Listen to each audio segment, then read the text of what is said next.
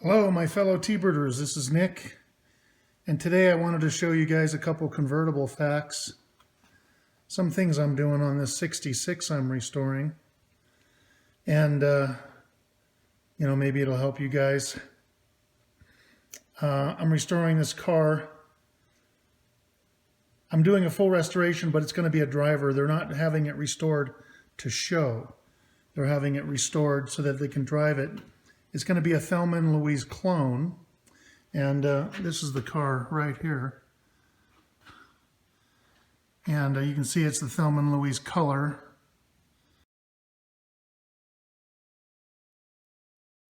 Anyway, this is going to be exactly like the Thelma and Louise car. So I'm restoring all of these convertible mechanisms. We had a lot of stuff plated. All these parts were plated, silver cad. The convertible stuff. Let's start with the screw mechanisms. You can see I took out the screw mechanism, which is right there. The female screw receptacle. We glass beaded these and painted them. They're not done yet. This goes inside of that. It screws inside. You can see the threads. I had to make a special tool to unscrew that. So this has grooves on each side. So the tool goes on like this.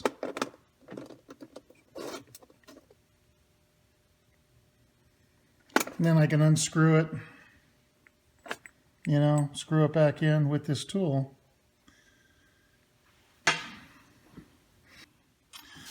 So I wanted you to see how these things worked. These need to be cleaned. They get pretty bad. They almost seize up in the car. And this is inside here, right? That screws in like that. Ultimately, it's going to look like this, right? Here's the whole assembly. Okay, the female screw mechanism on the car. It's two of those. So I took this out. See? And then you can test it. I took one of these I took the male screw mechanism apart right here. See, I took this out of that. I'll show you that in a minute.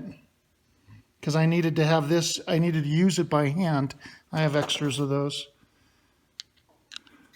So you can screw this in and then turn it. And you can hear it clutching. And it's really easy to turn. See?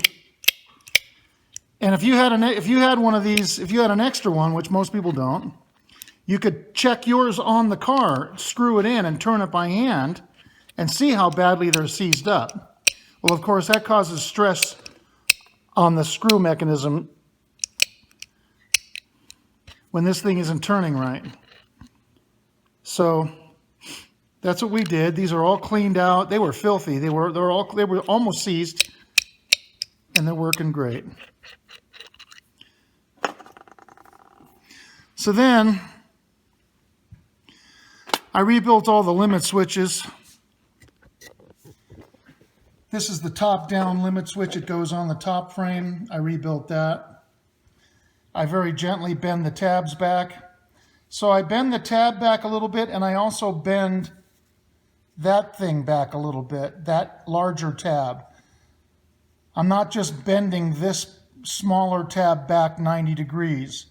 And I do it as little as I can possibly do it, enough to just squeak this cap off. Bend those back, and then I've got a photo.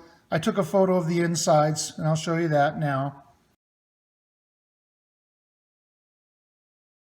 And then this is the deck down limit switch. I did the same thing with this. I opened it up. I bent these back as little as I possibly could, pulled off the cap. I cleaned and retaped the wires, and also you can see I made a solder repair here. This wire was hanging by a couple of threads. And also you can see that I had to splice in a new wire here. Here's the splice, because the wire was so bad and it was all hard from age. Anyway, this thing works Very nice now. Smoothly. Before it was, you know, it didn't work well. It didn't go up and down well.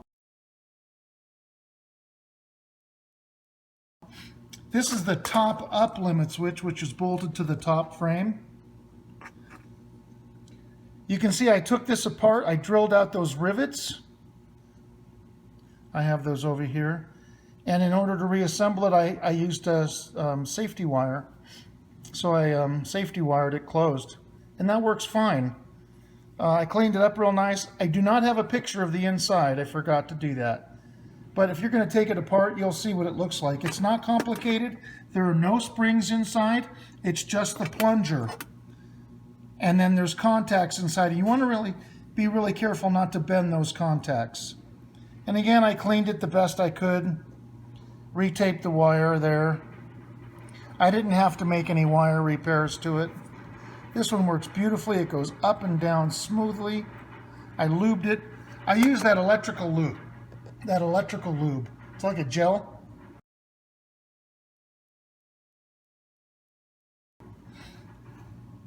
These are the deck up limit switches. We had the metal pieces plated because they were all rusty. The switches were in okay condition. They needed to be rebuilt. Now they just go up and down beautifully, smoothly. I still took them apart. I had to very gently, I had to uncrimp these here, there, and I didn't do this one. I only do the two fronts, and then I pry it out. And then I take a punch and I kind of gently punch these back down, then I use a tie wrap. The tie wrap's going to stay. That's what's going to hold that together. And I cleaned this, cleaned the spring. Now these, I haven't done it to this one yet, but this one you can see I had to swedge it back over so it doesn't come out, the pin, see? So when I took it off, I just took a pair of duckbills and pried on it to close it up enough to get it to go through, and then now putting it back together again, you see I still have enough material coming through, and I'll just use a punch and I'll swedge that back out again. These look nice, plated. That's silver cad.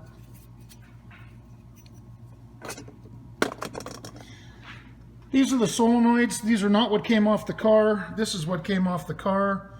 Mickey Mouse. And the two of them I had to fix the wires. So you can see here, I had to fix the wire was broken right where it comes out of that bracket. And here I've got the wires here. You can see where they're broken, right where they come out of that bracket.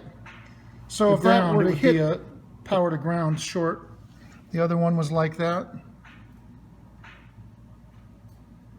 This thing's not focusing very well. Anyway, you get the idea. So I replaced those. I also replaced the sheaths on those two, and the plastic thing. If you look at this one, there's a yellow sheath on the wire where it passes through the metal. These other two had that, but I took that off and put a brand new sheath on. And what I did was I took this wire and I cut a piece to the right length, and then I pulled out the wire, pulled the wire out of it. Again, it's not focusing. I pulled the wire out of it, and then I had an empty sheath, and then I slid that over the power wire. The power wire is just like the ground wire. It's a solid copper wire. And then I spliced on new connectors onto both of these. So I fixed both of these with new connectors.